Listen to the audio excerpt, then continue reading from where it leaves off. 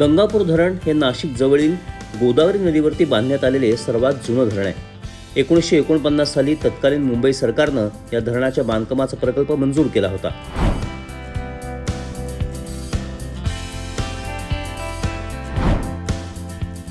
हे धरण 5.5 TMC क्षमतेचं आहे.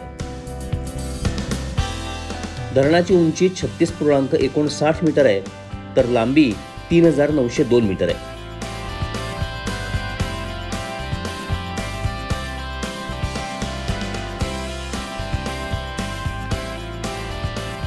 या धरणातून नाशिक शहराला पिण्याच्या पाण्याचा पुरवठा होतो.